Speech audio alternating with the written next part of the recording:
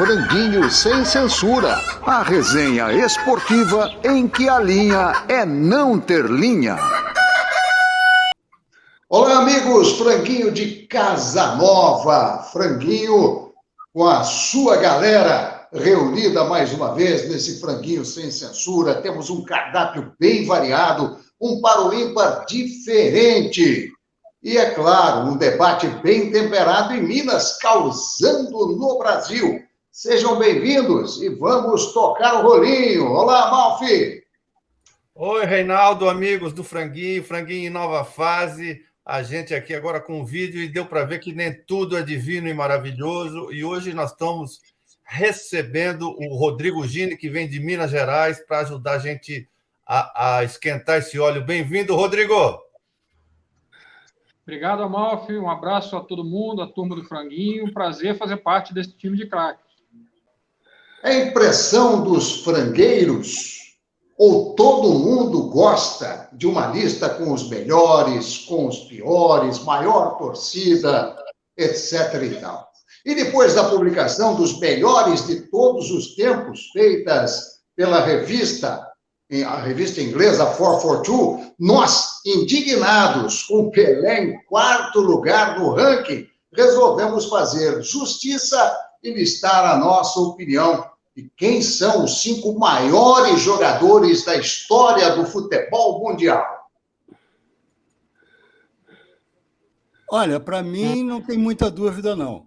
Número 1, Pelé, sem a menor contestação. Depois eu boto Garrincha, Maradona, Messi, e tem gente que vai jogar pedra em mim por causa desse 5º lugar. Rivaldo. Bom, eu queria que a 442 fosse para o inferno. Então eu vou fazer a minha aqui, que é Pelé, nessa ordem: Pelé, Maradona, Cruyff, Garrincha e Messi. Fazer a minha aqui, ó. Eu costumo dizer que se Deus jogasse futebol, ele era banco do Pelé.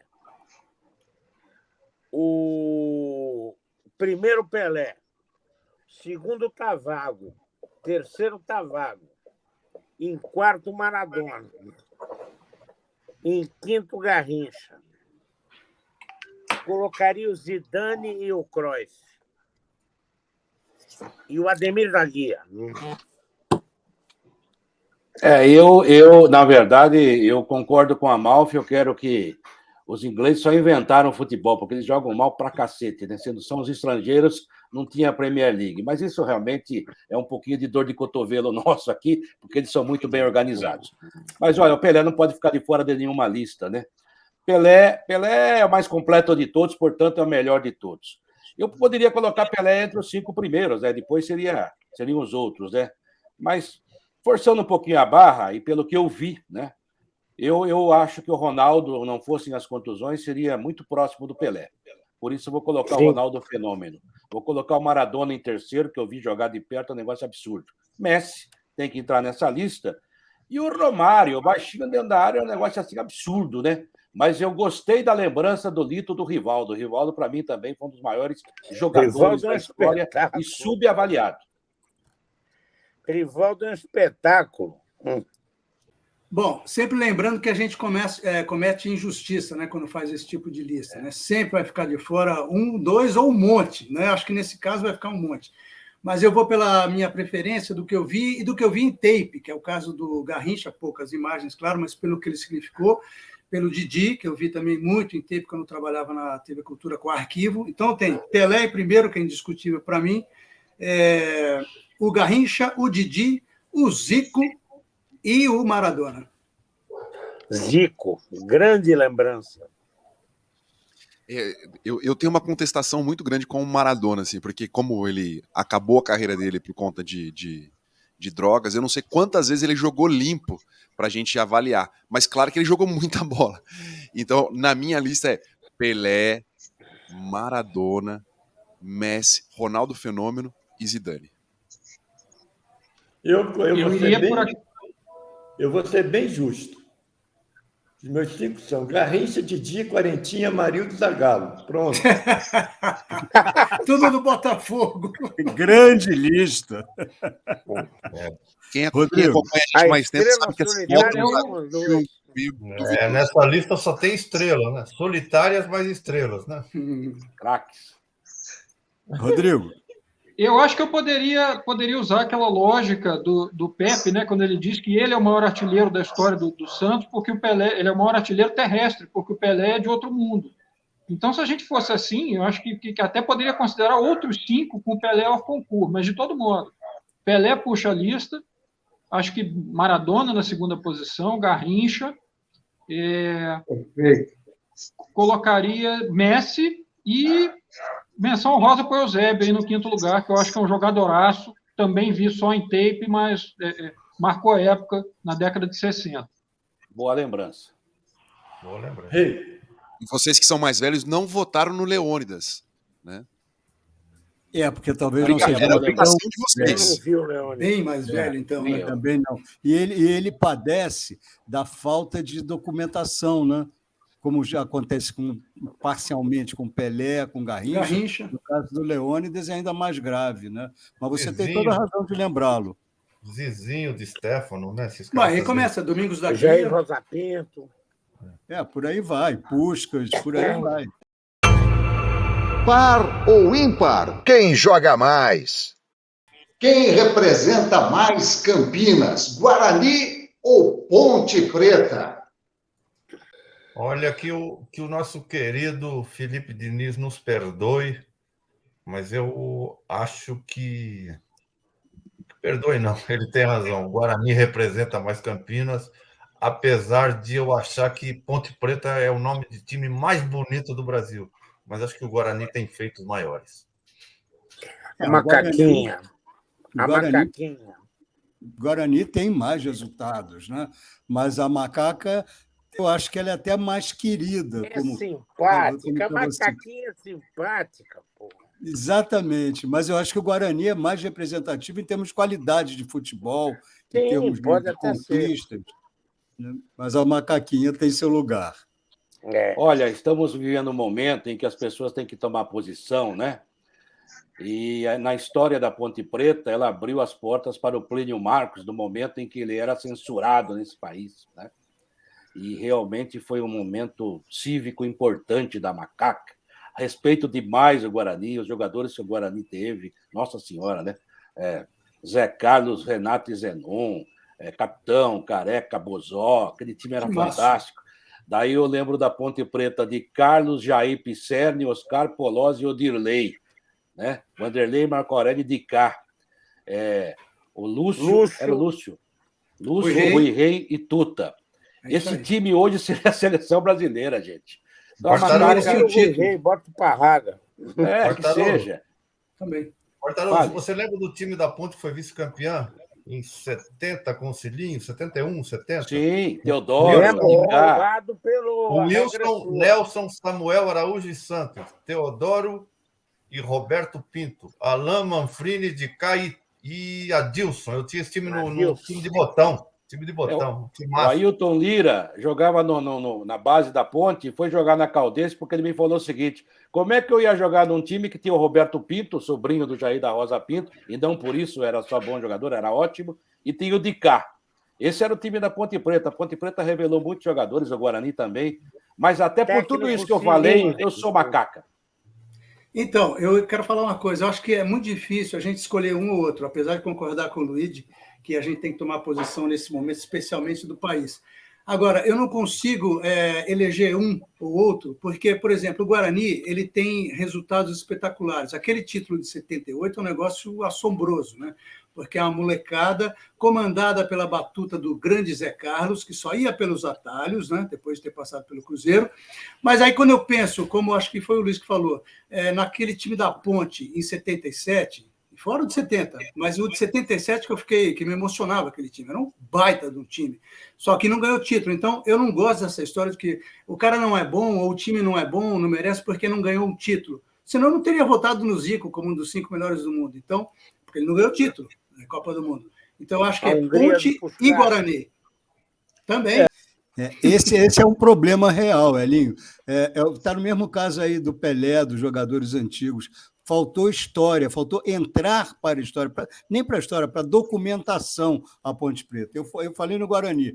Depois, quando vocês foram me lembrando aqui dos grandes nomes, dos grandes times da Ponte Preta, eu me arrependi imediatamente. Posso mudar meu voto? É empate, gente. Deve. É uma sacanagem com a macaca, né? É verdade. Ela não é só simpática, como citou o Tonico. Ela tem uma história não documentada maravilhosa. Os times, os grandes nomes que saíram de lá. Vocês têm toda a razão. Mil perdões, macaca. Você está no altar também.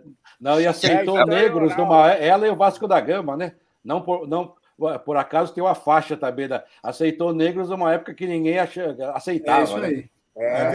É verdade, que o Fluminense era o pó de arroz, porque disfarçava a cor da pele do pessoal usando o pó de arroz, né? Se fosse para ficar em cima do muro, eu votaria quem representa melhor Campinas, eu diria que era o Unicamp. Mas como tem que votar, é verdade. Eu fico com Ponte, macaca querida, na minha vida, gosto muito de você.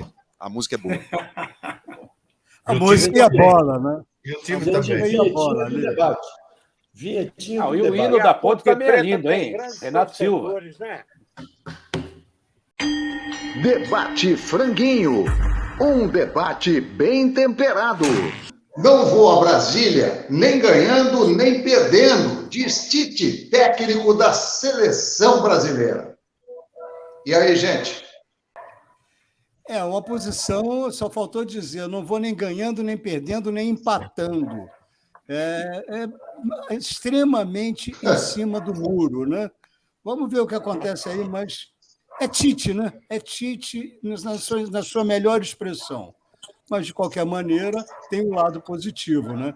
Não ir a Brasília, não permitir essa exploração que já é tradicional do esporte pelo lado político. Eu prefiro. Eu estou 100% com o Lito. Vai, Toné. Não, eu prefiro que ele não vá perdendo. Eu acho bom ele não ir de qualquer maneira, viu, Toné? Eu estou com o Lito. Porque essa coisa fica sempre a história em cima do muro, eu não estou com esse nem com aquele, eu sou neutro, como se neutro não significasse alguma coisa, né? Ser neutro nessas situações é você estar com o outro, né? Com um deles. Então, não tem essa história de neutralidade, coisa nenhuma. E é o Tite, é o que o Lito falou. Eu adoraria ver uma cambalhota do Messi na rampa ali do Planalto. Messi, não, daí vai ser na Casa Rosada. Martins, todo mundo dando cambalhota ali, porque eu não consigo torcer para essa seleção, viu? Não consigo. Nem eu. Então, Tonico, ninguém está te vendo, Tonico. Ué, cadê o Tonico? Pois é, eu sumi aqui, cara. Falou da seleção, ele sumiu. Falou que eu estou parecendo um Castelo Branco, você está parecendo... É o Sombra. Está parecendo o Castelo Escuro. Você está parecendo o Costa e Silva. Tonico, sai e entra de novo, Tonico. Tonico, sai e entra de novo, por favor. Estou com pena do editor aí, Toné. Estou com pena de você. Não, mas isso daí vai para o ar, cara. Pelo amor de Deus. Eu acho maravilhoso esse tipo de coisa. Maravilhoso isso. Cadê o cara? O cara caiu. Isso aí é Ô, Toné, programa ao vivo. Programa ao vivo tem essas coisas. Tonico Fantasma. Achei aí, ó. Voltou, Tonico. Agora só falta botar o telefone na horizontal. O Franguinho com Censura ensina programas ao vivo. Olha lá, tá aí. O Tite foi embora, o Tonico voltou. Você sabe de uma coisa, né? Eu particularmente, eu convivi com o Tite muito tempo, quando ele era técnico do Palmeiras, técnico do Corinthians. Eu como pessoa, gosto do Tite. Ele tem essas coisas de tentar falar empolado, que eu acho que é um erro dele, mas eu acho que nesse momento ele me representou, viu? Porque tem muito... E eu já acho errado, inclusive, uma delegação ir a Brasília só quando ganha. Porque o Brasil vai jogar uma Copa do Mundo, vai representar o Brasil, e para os idiotas que estão lá de plantão, parece que o cara está indo para a guerra, né? O exército que foi está voltando da guerra. E não tem nada a ver. Eu já detesto quando chamam um jogador de herói. Pode ter partidas heróicas, vitórias heróicas, ou até derrotas heróicas, mas não tem nada a ver com o herói do jeito que a gente acha que o herói tem que ser. né? E também não estou falando dessas besteiras de filme, não, que já está me enchendo o saco esses heróis aí, todos perfumados e pasteurizados, né? Aliás, o Batman é chato pra caramba. Hein? Agora, vai ter problema existencial na PQP. Agora, o problema é o seguinte, o Tite me representa nesse aspecto. Muita gente fala, e eu não conversei com o Tite sobre isso, sobre a Copa América. Você devia ter pedido demissão. Mas mais ou menos eu sei como é que pensa esse pessoal. Eu peço demissão, mas vai vir um outro louco que vai assumir, não adianta. Então tem que ter um técnico. Eu sou o técnico. Eu acho legal. E gostaria de ver o Brasil campeão. Eu consigo dividir bem essas coisas. Vou torcer pelo Brasil, apesar da idiotice do Neymar, mas como jogador, um grande jogador. E apesar das coisas que vem acontecendo, eu acharia legal o Brasil ganhar e o técnico da seleção não desembarcar em Brasília. Seria ótimo, mesmo que seja com o futuro presidente, se bem que o futuro presidente, que eu acho que não vai ser o atual, só vai assumir em janeiro, né? Mas o Lula, uma vez, também recebeu o Corinthians campeão da Copa do Brasil com Mano Menezes. E na época eu critiquei, falei, bom, agora ele vai receber todo mundo que ganha a Copa do Brasil? Tá errado. Então, essa mistura vem sempre lá de cima. Eu achei que o Tite falou dentro daquilo que podia falar, porque o Tite não vai pedir demissão a menos de um mês da Copa, e nem deveria, na minha opinião. Claro. Mas tem que se posicionar, e tenho certeza absoluta, ele vai votar 13. Essa declaração dele, para mim, ele já se posiciona. Não vou, nem se eu ganhar, nem se eu perder. De certa forma, está se posicionando, né? A gente falou, se ficar neutro, já está ficando de um lado, ele está ficando de um lado que não é do atual presidente, né, que em dezembro, né, no final da Copa do Mundo, seria o presidente, né? Estará sendo como presidente ainda, independentemente do resultado das eleições. Então, quem acho sabe que ele saia antes. Acho difícil. E eu vou torcer para o Brasil também. Eu também não consigo. Por mais que eu ache bonito o time da Argentina, que eu acho bacana o time da França, sou Brasil, independentemente das bobagens que os jogadores falem ou deixam de falar, que eu acho que é até pior do que quando não falam. Eu estou falando aqui, mas a hora que começa, a gente tem uma coisa. A hora que começa, o coração fala mais alto, né? Como já falaram muita coisa. E Quartarolo, rapidinho, eu acho que o presidente devia receber 4 times só que foram campeões da Copa do Brasil: Criciúma, Santo André, Paulista e Juventude. Os outros têm obrigação de ganhar a Copa do Brasil. Esses foram heróis, viu? Verdade. Isso que o Lito colocou, eu acho que é muito importante, essa questão do uso político, né? A gente lembra de 70, do Médici, depois teve Voo da Alegria em 94, Cambalhota 2002 e tudo. É complicado, não pela questão do futebol em si, mas por endossar, de alguma forma, quem está no poder e por ser usado como instrumento de popularidade, etc. Nessa hora eu até entendo o espírito do Tite, da decisão do Tite, e pelo menos, ainda que não seja uma coisa muito equilibrada, que bom que no grupo de jogadores da seleção você tem quem pense dos dois lados. Então, acho que, ainda mais nesse momento de polarização absurda que a gente vive, é melhor que as coisas não se misturem mais do que já estão misturadas. A última volta do ponteiro. Aliás, o futebol de Minas causando, né, Rodrigo?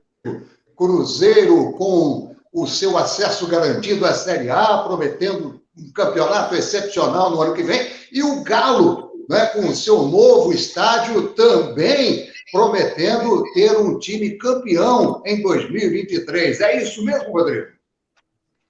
Pois é, muita expectativa. O Atlético prestes a inaugurar a sua arena, a Arena MRV, que tem aí o primeiro jogo previsto para maio do ano que vem, mas praticamente 90% das obras já estão concluídas, então está sendo muito badalado, muito aguardado pela torcida.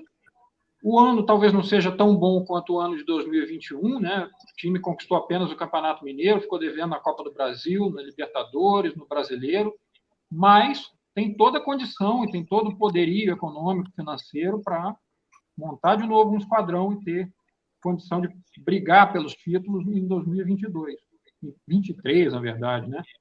Cruzeiro de volta com o trabalho do Ronaldo. O Ronaldo assumiu a SAF do futebol cruzeirense, cumpriu a sua missão, que era de colocá-lo de novo na Série A, mas a gente sabe, até o discurso dele é muito claro quanto a isso, que não dá para esperar um time de ponta num primeiro momento, porque tem um passivo que chega quase a R$1 bilhão de dívidas, e o regulamento da SAF é muito claro, você tem que destinar parte da arrecadação para quitar esses débitos. Então, claro que a torcida é muito feliz, a torcida azul fazendo festa de forma merecida, porque volta ao lugar que é seu, mas um ano que promete ser de muito trabalho e a expectativa de, pelo menos, montar um time competitivo. E a gente não pode esquecer do América, né, que mineiramente, quietinho, consegue ficar na Série A mais um ano. Esse ano estreou na Libertadores, fez um papel muito digno, eliminou o Barcelona de Guayaquil, que era o vice-campeão, e prometendo também mais um ano muito interessante. Então, 2023, nós vamos ter bastante coisa boa vindo aqui do futebol mineiro. Amigos, chegamos ao final de mais um Franguinho. Franguinho que volta na semana que vem. Até lá!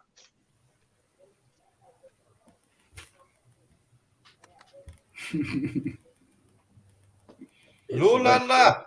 Esse encerramento ficou legal, hein? O rap do MC Julião.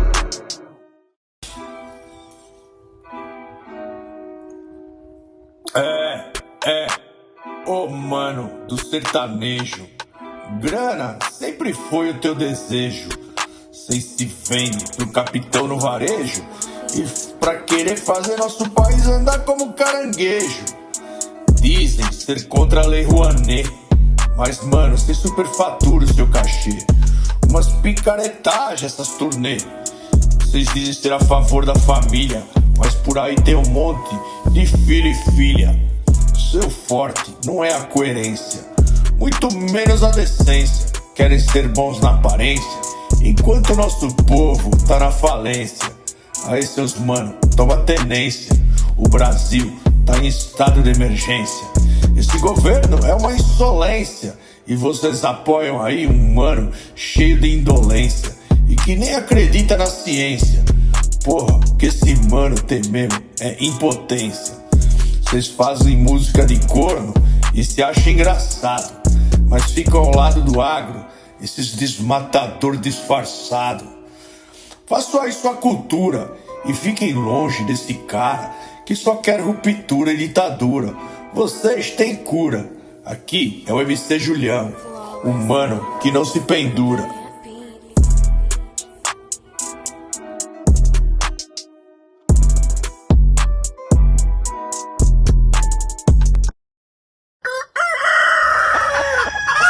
Franguinho sem censura. A resenha esportiva em que a linha é não ter linha.